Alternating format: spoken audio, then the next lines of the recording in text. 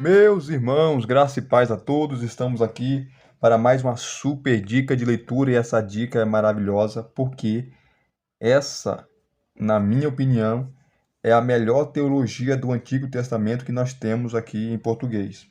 Temos outras obras, como aquela clássica teologia do Antigo Testamento, do Gerhard von Rad e outras teologias, mas essa aqui dispensa apresentações. Teologia do Antigo Testamento de Bruce Waltke, uma abordagem exegética, canônica e temática do Antigo Testamento. O Bruce Waltke, ele tem 2 doutorados, né, em Antigo Testamento. Ele é um erudito em hebraico, que é a língua original do Antigo Testamento, tá? Ele é doutor em hebraico, né?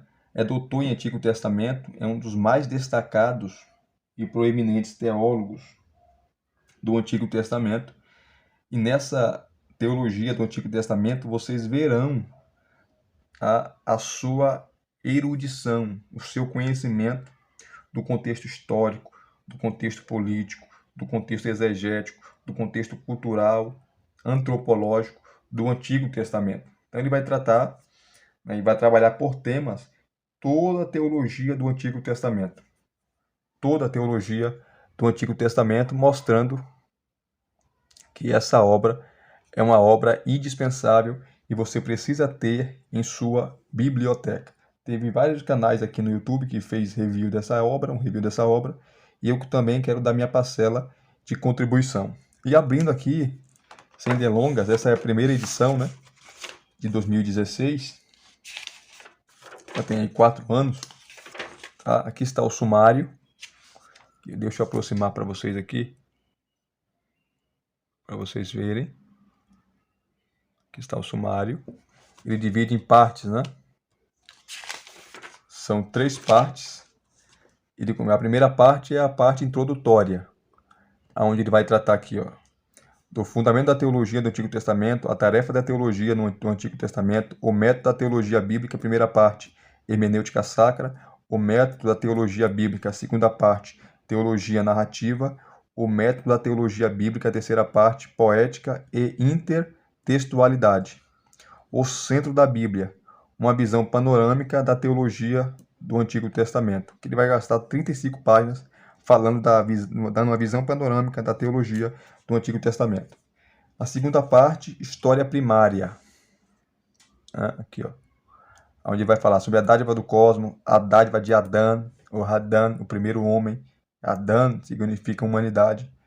A dádiva da noiva, a dádiva do jardim, a humanidade em período probatório e a queda, a dádiva da aliança noéica, a dádiva da aliança abraâmica, a semente escolhida, as dádivas da eleição e do nome de Deus, a dádiva de Deus como libertador e guerreiro, a dádiva da antiga aliança, a dádiva da liturgia, a dádiva de eu sou, né, Deuteronômio, a dádiva da terra, primeira parte, Josué, a dádiva da terra, segunda parte, o Antigo Testamento, a dádiva da terra, terceira parte, o Novo Testamento.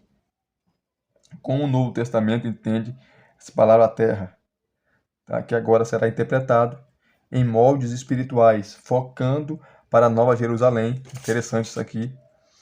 A dádiva dos líderes militares, né, juízes, a dádiva do poder verdadeiro, 1 Samuel, a dádiva da aliança davídica, 2 Samuel, a dádiva da monarquia. Que ele venha. A dádiva da palavra. Deixa eu afastar um pouquinho aqui, senão vou mandar para vocês verem. Pronto. Aqui, ó.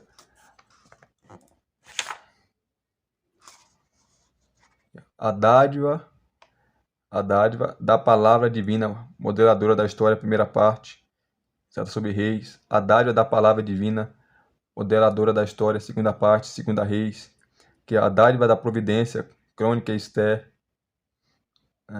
As dádivas do retorno, restauração e reforma, Esdras e Neemias. E terceira parte, outros escritos. A dádiva da profecia, né? Ele vai tratar os profetas e os livros proféticos.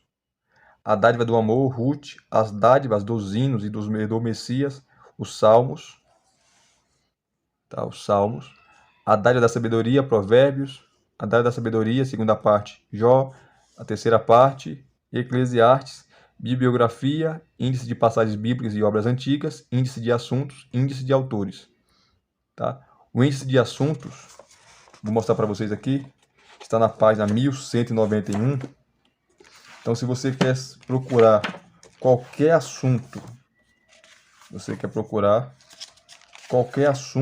você vai no índice de assuntos, página 1191, e você vai procurar, tá? De A a Z. Está aqui, ó. Índice de assuntos. Letra A. Tá? Eu quero saber sobre Abednego. Você vai na página 453. Abel. Aqui está as páginas sobre Abel. Você procura. Abias, Abiatar. Eu quero saber sobre abismo. Está aqui, ó. Abismo, as páginas 147, 176, 192. Tá? Eu quero saber sobre Abraão.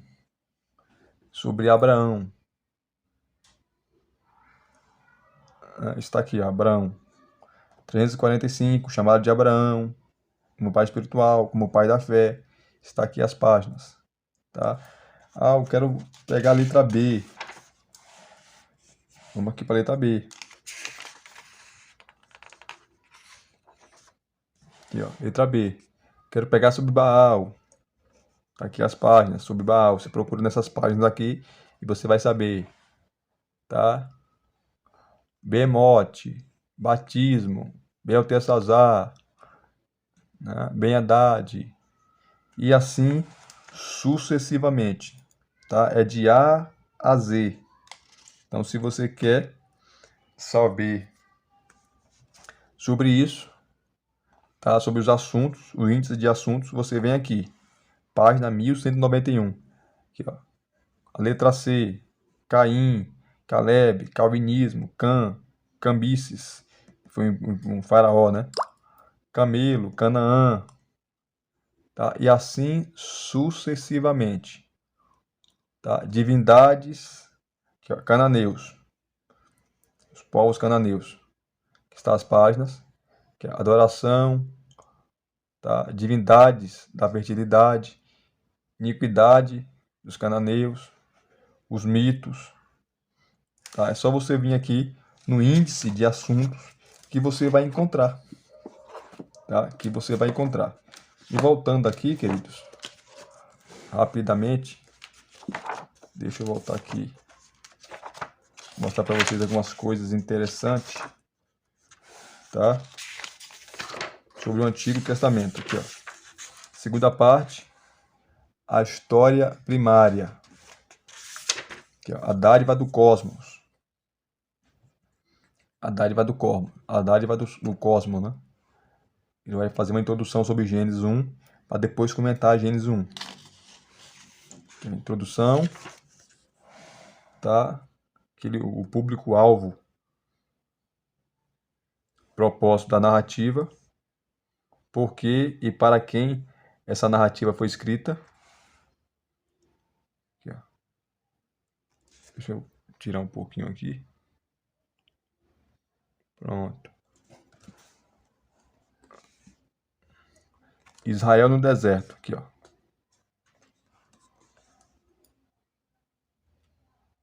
Deixa eu mudar um pouco a câmera aqui.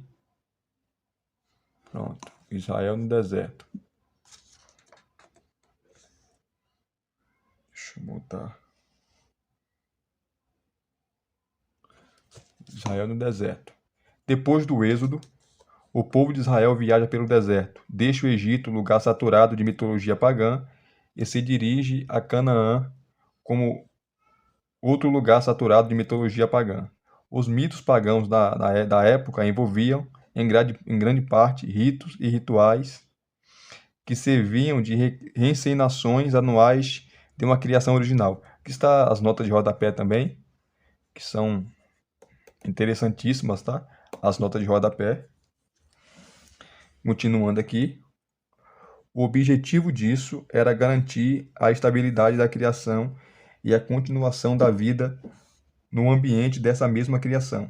Nesses ritos anuais, os praticantes contam seus mitos pagãos sobre a criação e, mediante o uso de palavras, recitações mágicas e de ritual de voodoo, esperam recriar a terra a fim de tornar o solo fértil para a agricultura e os ventres fecundos no ano que se inicia. Então, o propósito de Moisés escrever o Êxodo, ou melhor, o livro de Gênesis, Moisés escreveu nos 40 anos ali de peregrinação no deserto. Como o povo veio, ficou mais de 400 anos no Egito, e o Egito era um país, uma civilização politeísta, tinha várias divindades. Então, Moisés escreve mostrando que não existem esses deuses, que só existe um Deus verdadeiro, glorioso e maravilhoso, que ele criou todo o cosmos, tá? Que criou todo o cosmos. Então, Moisés inculca na cabeça deles, tá, a ideia monoteísta e não politeísta, que foi um único Deus que criou os céus e a terra e não os deuses, tá? Não os deuses pagãos. Inclusive, ele vai citar aqui também o mito da criação babilônica, tá? Que é uma obra, o Enuma Elish, que mostra o deus Marduk, tá? Vencendo Tiamat, que é o mar. Tiamat reúne ali vários demônios, vários asseclas para destruir os deuses. Os deuses vão conversar com Marduk e Marduk ele exige. Ele falou, beleza, eu vou enfrentar Tiamat, mas com uma condição. Eu quero ser o deus primaz, eu quero ser o deus principal.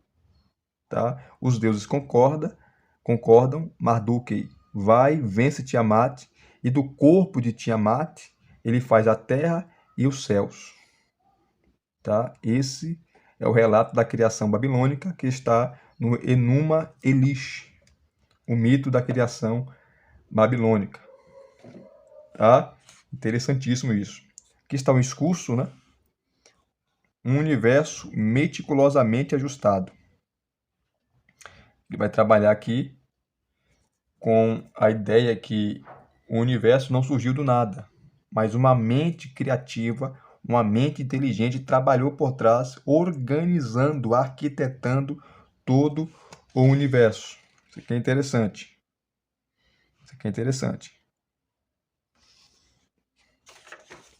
Continuando aqui. Aqui está. Ó. Israel no exílio, paganismo na Bíblia. Embora faça parte do núcleo original do material mosaico, é provável que a narrativa da criação não tenha chegado à sua forma final durante o exílio de Israel na Babilônia. Na época, a Babilônia dominava o mundo civilizado conhecido e Marduk era o deus preeminente dos babilônios. Além dele, os babilônicos adoravam muitas divindades da natureza. Cada porta da cidade da Babilônia tinha o nome de um deus.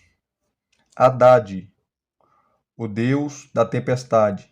Está, a deusa da fertilidade, que segundo em alguns escritos babilônicos, era a esposa de Marduk. E muitos outros. Marduk, porém, o deus protetor, era o criador de acordo com o mito babilônico da criação, o Enuma Elish. Né? Que eu falei para vocês. Marduk, numa guerra com a antiga deusa Tiamat, que era o mar, né?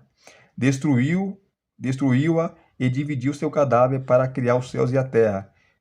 Tu coloca aqui, ó, veja a página 161.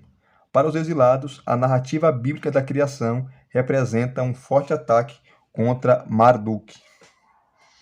Aí ele traz aqui, ó, o propósito da narrativa de Gênesis. Isso aqui é a parte também interessante. Tudo o que foi visto acima requer uma interpretação teológica de Gênesis 1. A narrativa tem o propósito de se contrapor às ideias pagãs antigas e modernas que sejam nocivas à fé bíblica.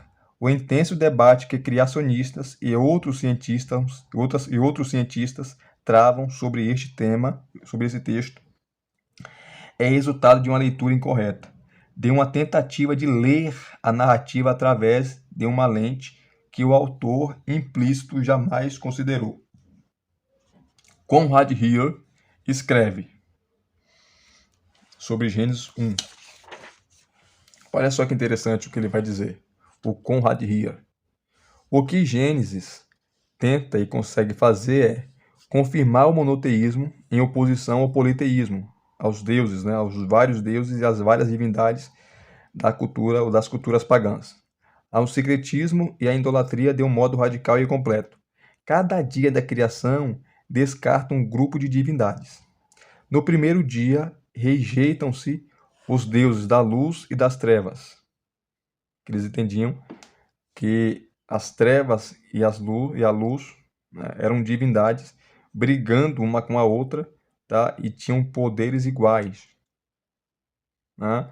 Aquela famoso yin e yang, né? O bem e o mal. No segundo dia, os deuses do céu e do mar.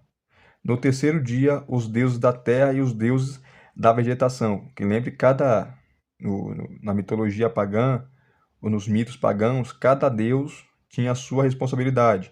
O deus da tempestade, da natureza, do sol, da lua, das águas, e assim sucessivamente. Tá? Então, no segundo dia, os deuses do céu e do mar. No terceiro dia, os deuses da terra e da vegetação. No quarto dia, os deuses do firmamento, como sol, lua e estrelas. O quinto e o sexto dias eliminam quaisquer associações entre os deuses e o reino animal. E, por fim, a existência humana também é esvaziada de qualquer aspecto divino intrínseco. O homem não é Deus. Enquanto, ao mesmo tempo, reconhece-se semelhança e mediação divina a todos os seres humanos, que Deus está acessível a todos, desde o maior até o menor, não apenas a faraós, reis e heróis. Né?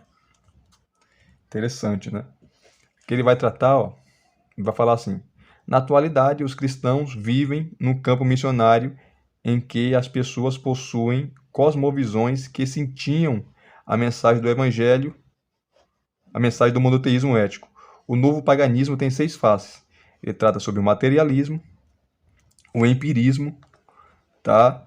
Ele trata também sobre o determinismo, o secularismo, que é o quarto aqui, ó, o humanismo secular e o pós-modernismo. Não vou ler para a gente ganhar tempo. Aí ele começa a estrutura e texto da narrativa. Gênesis 1. Aqui, ó, a declaração concisa. Gênesis 1:1. Muito bom. Que ele vai fazer análise exegética. Olha o que ele vai falar, que interessante aqui. O versículo 1 é o prólogo de toda a narrativa, o que se torna claro com a correta interpretação da expressão os céus e a terra. No princípio criou Deus os céus e a terra. Os linguistas se referem a esse tipo de construção como locução ou sintagma, que significa duas ou mais palavras que combinadas produzem um terceiro sentido. Então ele vai dar um exemplo agora. Duas partes de hidrogênio combinadas com uma parte de oxigênio produzem água, substância bem diferente dos gases isolados. Estrela do mar é algo bem diferente de estrela e mar. Tá? Mar não é estrela, estrela não é mar. E na expressão ser unha e carne, isto é, ser inseparável, as palavras unha e carne não têm o mesmo sentido, isoladamente. Além do mas, a expressão bíblica os céus e a terra, usada com bastante frequência, é um merisma, né? Uma declaração de opostos, que em outras passagens indica a totalidade do universo organizado, isto é, o cosmos. Então, quando fala que no princípio criou Deus os céus e a terra, está falando da criação do universo como todo. Tá? Excelente aqui.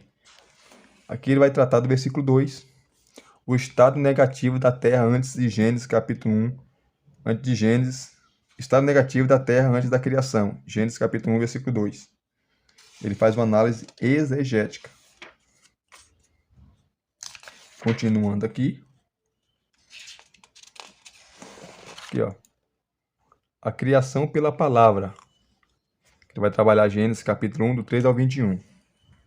Lembrando que Gênesis não está em ordem cronológica, tá? Olha o que ele vai falar aqui, ó. O processo da criação.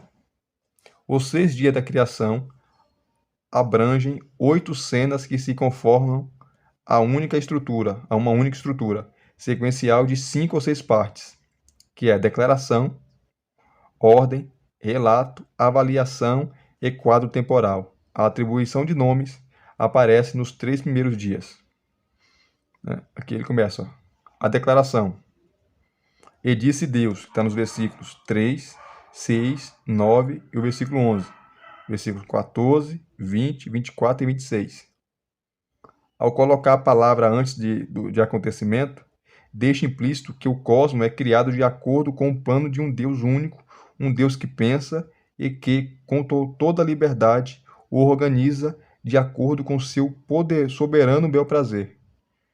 De acordo com seu soberano bel-prazer. A declaração rejeita a ideia de que Deus é uma força impessoal, sem reflexão, racional, e ridiculariza a noção mítica de que as diferentes partes do mundo são emanações de divindades.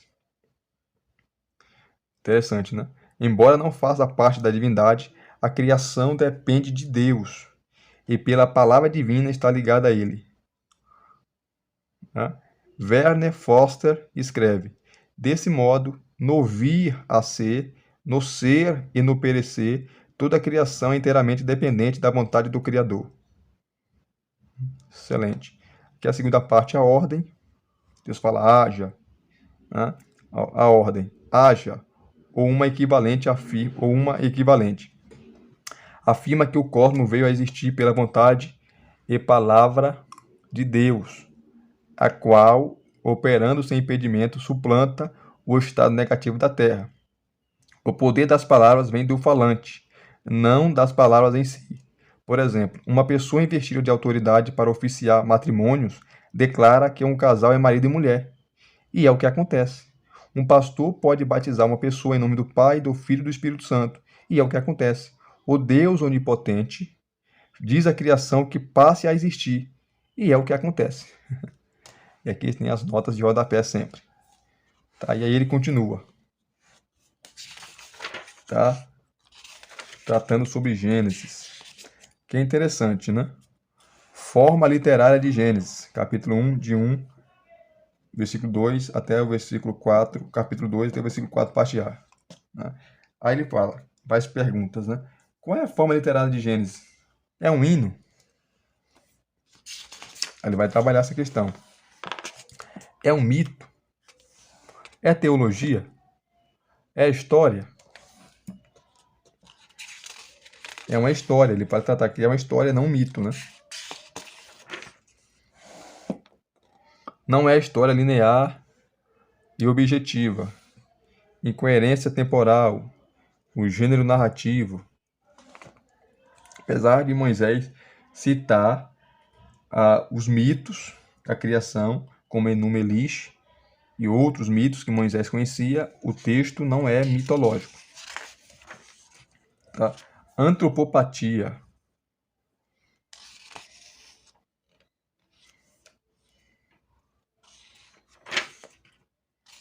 Ele continua falando, é muita coisa para se falar. Aqui, ó. Deixa eu correr aqui. Aqui, ó. Comparações entre Gênesis e cosmogonia do Antigo Oriente Próximo.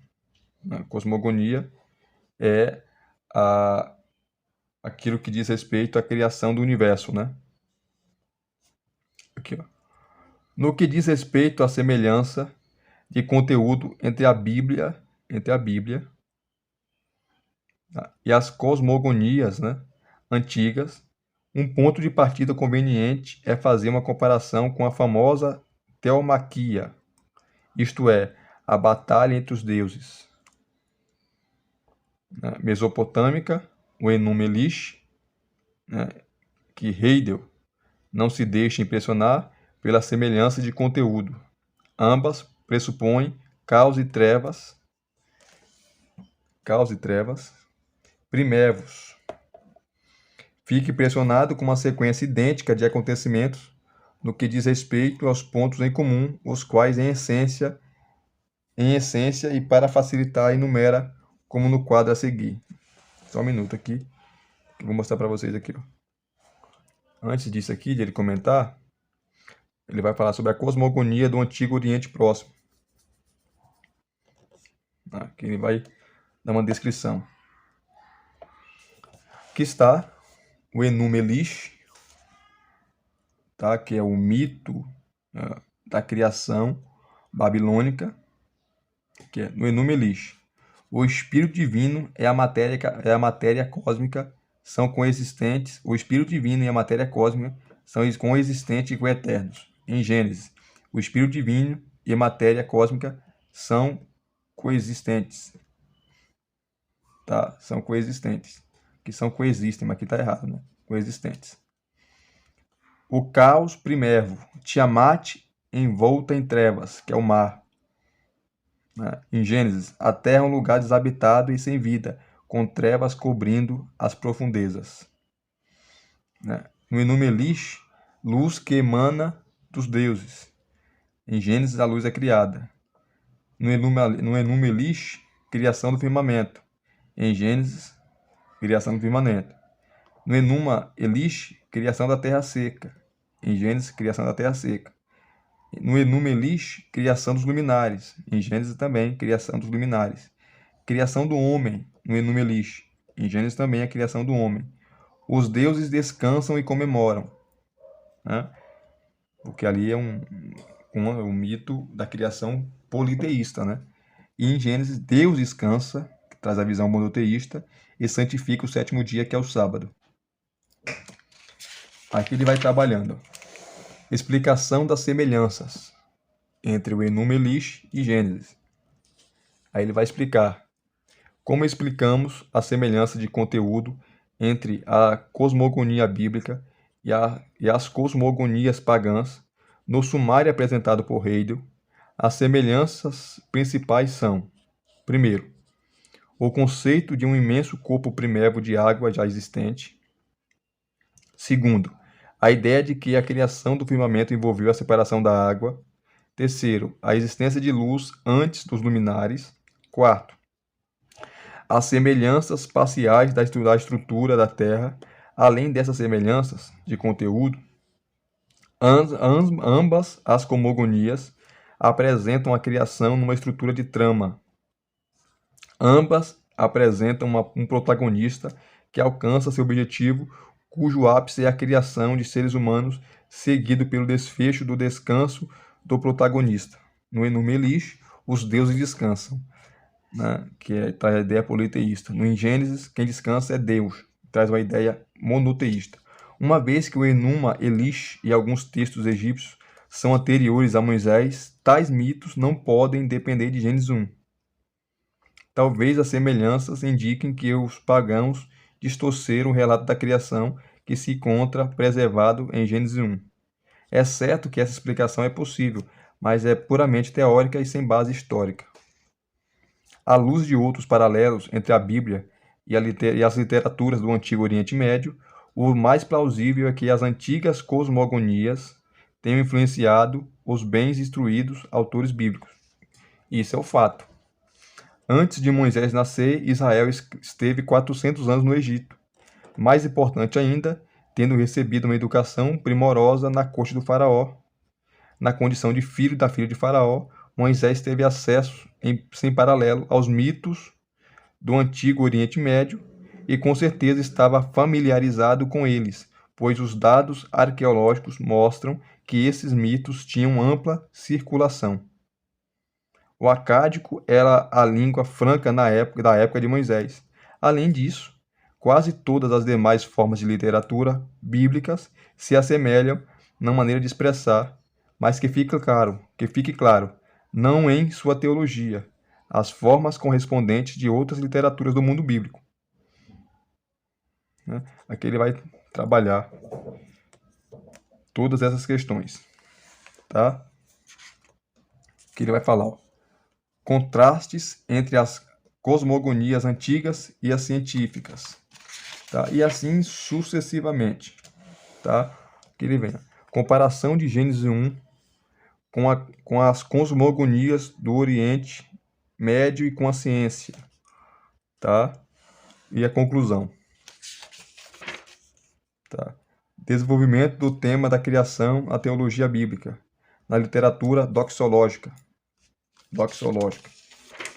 tá? A literatura jurídica, e por aí vai. No Novo Testamento, da tipologia bíblica, tá? Aqui ele termina e começa a dádiva de Hadam, tá? Deixa eu pegar aqui outro relato sobre o conceito de terra no Novo Testamento, que no Antigo Testamento a terra é um lugar geográfico, que é Canaã. No Novo Testamento não. Está na página 627. Vamos lá na página 627 e vamos verificar o que o Alt irá falar. Aqui, ó. Capítulo 20. A dádiva da terra, terceira parte, o Novo Testamento. Tá. Introdução.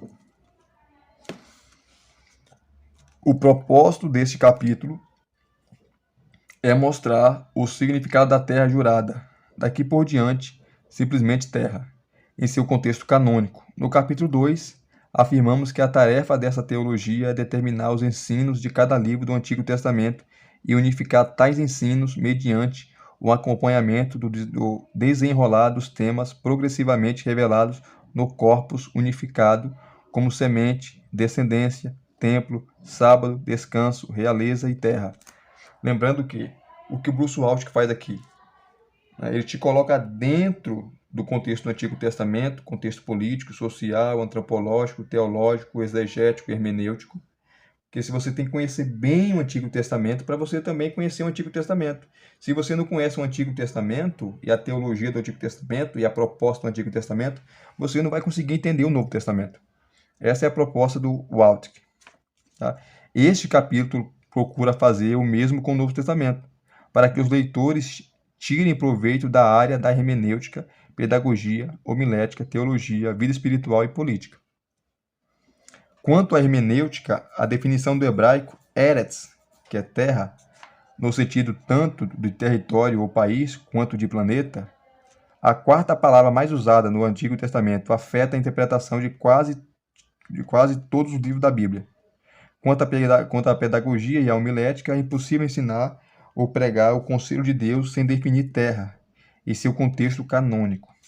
Quanto à teologia, a interpretação de terra confirma um sistema teológico dispensacional ou de aliança.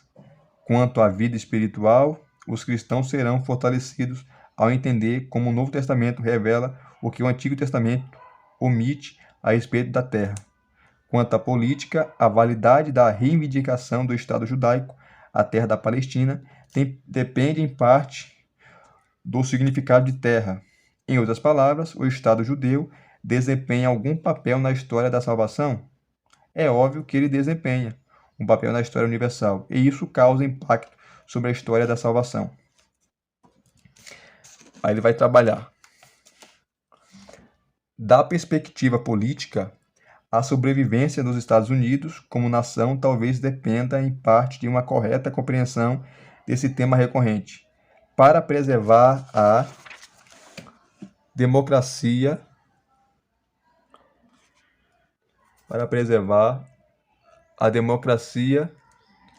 deixa eu afastar um pouquinho aqui, não dá para ler. Aqui, ó.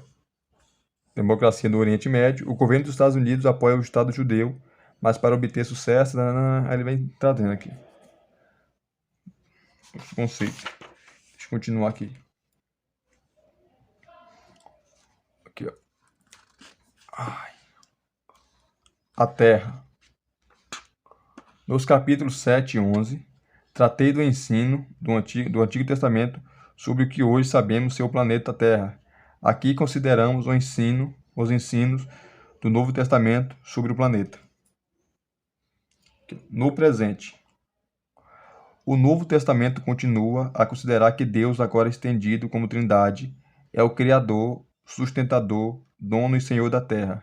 A mudança que o distingue do Antigo Testamento é a atribuição da criação da terra à intermediação ativa de Cristo Jesus.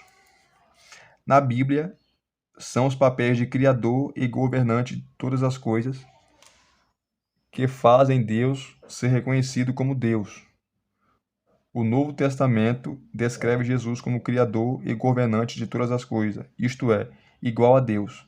Na graça divina, na graça comum divina, a Terra continua a proporcionar espaço social para toda a humanidade e a ser sua fonte de vida. Então, é o que significa no Novo Testamento. O Novo Testamento apresenta a Terra como cenário para o impressionante conflito de Deus e sua igreja contra Satanás e o mundo.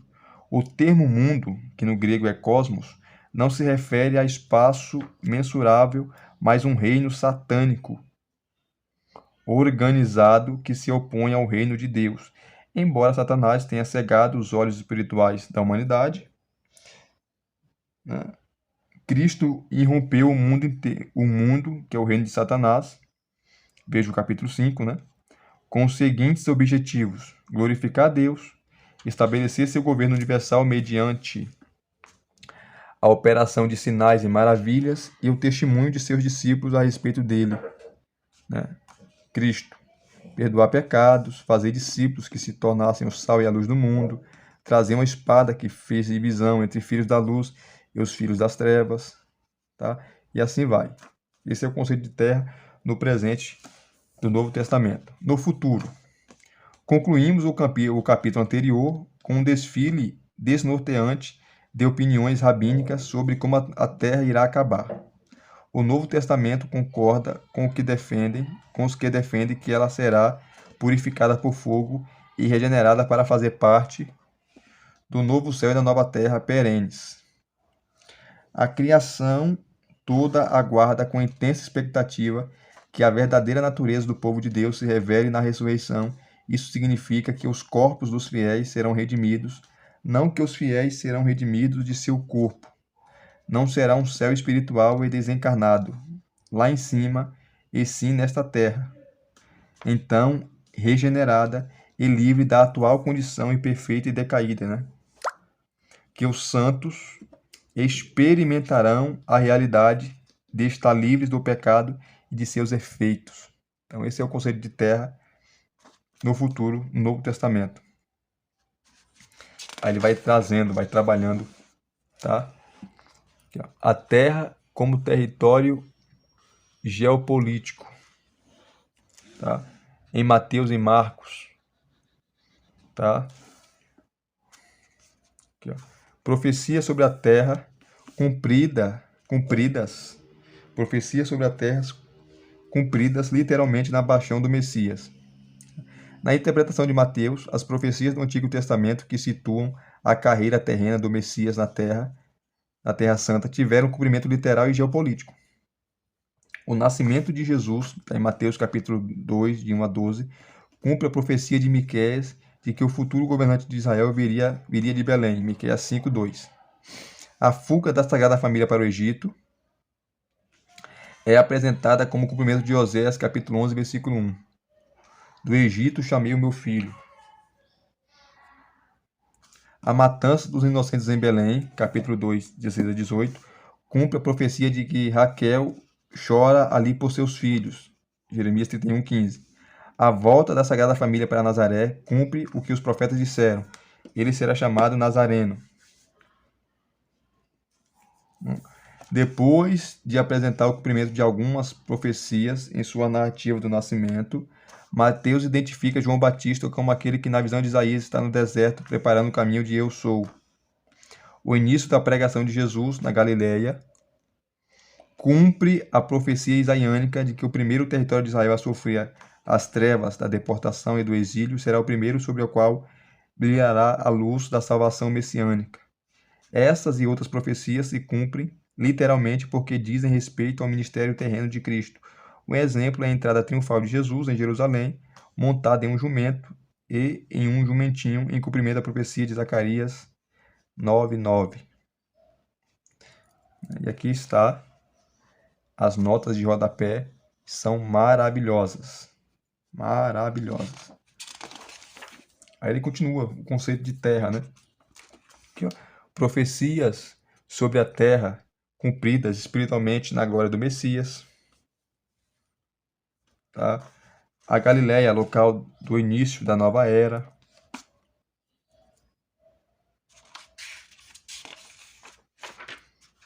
Jerusalém,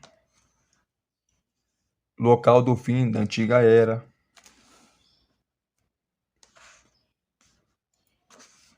Aqui ele faz um discurso, né, sobre as perguntas dos discípulos, né, que é o discurso 1. As perguntas dos discípulos. A predição de Jesus de que Jerusalém será destruída leva os discípulos a fazerem duas perguntas. Quando isso acontecerá? Qual será o sinal da tua vinda e do fim dos tempos? Né? Jerusalém será destruída na era apostólica. E foi destruída mesmo no ano 70, né? Aí ele vai continuando a falar aqui, ó. Tá? Depois ele vai falar aqui, continuando no discurso, o momento da parúzia é desconhecido. Em Lucas, em Atos, conceito de terra. Meu irmão, é muita coisa. Misericórdia, o camarada arrebenta. Ideias judaicas errôneas na igreja primitiva. Jerusalém, local do fim da antiga dispensação. Jerusalém, local do início da nova era. Tá? Que é em João, o conceito de terra em João. Na vida e no ensino dos apóstolos. Em textos narrativos. Jerusalém, no ministério de Paulo aos gentios. Jerusalém, no ministério de Paulo aos judeus. No ensino de Paulo. Jerusalém, intencionalmente ou mentira na história da salvação. Tá? E assim sucessivamente. Que ele comenta 2 Tessalonicenses 2:4, Romanos 11:26, tá? Aqui ele vai falar sobre Jerusalém, sobre 2 Tessalonicenses 2:4. Os comentaristas têm proposto 13 identificações do templo de Deus na predição paulina de que o homem do pecado irá sentar-se no santuário, né, de Deus, apresentando-se como Deus. A primeira proposta é de um templo terreno futuro. A segunda, a igreja coletiva ou individualmente. A terceira, o templo celeste de Deus. Aqui basta apenas defender a terceira interpretação. Aqui, ó. No Antigo Testamento, referências ao templo celeste de Deus também são encontradas em Salmos, Abacuque. Caso a referência seja a morada celeste de Deus, assentar-se é uma metáfora para indicar que o homem do pecado se exalta à posição de um Deus, assim como o rei da Babilônia quis estabelecer seu trono nos céus. E o rei de Tiro afirmou: sou um Deus, eu me assento no trono dos deuses. O governante iníquo se vangloriará de ter tomado o lugar de Deus. Nas palavras de F.F. Bruce, caso eles, Paulo, Timóteo e Silas, tá, tivessem dito assentar-se no trono de Deus, pouquíssimas pessoas achariam necessário pensar em um trono literal. Teriam considerado isso uma forma vívida de dizer que ele planeja usurpar a autoridade de Deus. Jesus emprega assentar-se em uma metáfora semelhante quando diz que os fariseus se assentam na cadeira de Moisés. Isso não pode ser literal, né? Isto é, tomar o lugar normativo de Moisés.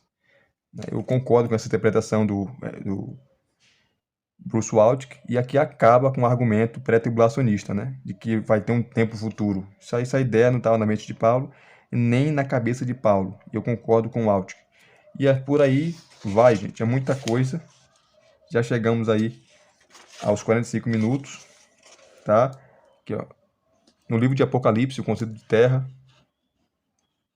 tá? A terra como território espiritual, a terra cristificada, no Evangelho de João, tá? Aqui o discurso 2, que ele vai tratar sobre, ó, redefinindo motivos do Antigo Testamento, tá? No ensino apostólico, a terra cristificada, a terra como descanso, o templo como pedras vivas, no livro de Apocalipse, tá? É muita coisa sobre a terra, tá? É muita coisa sobre a terra que ele trata, tá? no Novo Testamento. Então ele separa a sessão só para falar disso, só para tratar disso. Aí ele termina, aí ele vai tratar, capítulo 21, a dádiva dos juízes militares, a dádiva dos líderes militares, os juízes, né? Aí ele vai tratar sobre a teologia bíblica ali do livro de Juízes. E aqui eu vou encerrar o vídeo, senão a gente vai chegar a 1 hora de review aí, vai ficar muito cansativo. Então, essa é a teologia do Antigo Testamento do Bruce Waltke. Se vocês gostaram de mais um review, tá? De mais uma obra, deixe aqui nos seus comentários. Desculpe pelo tempo aqui, 46 minutos, né? 47 está chegando, mas foi necessário. Tá? Se vocês gostaram, deixe aqui nos seus comentários, deixe o seu like, se inscreva no canal se você ainda não é inscrito, acionem o sininho para receberem todas as notificações, indiquem esse simples canal para os seus amigos, para os seus colegas, para aqueles que gostam de uma boa teologia e bons materiais acadêmicos, ok? Muito obrigado mais uma vez, graça e paz, até os próximos vídeos.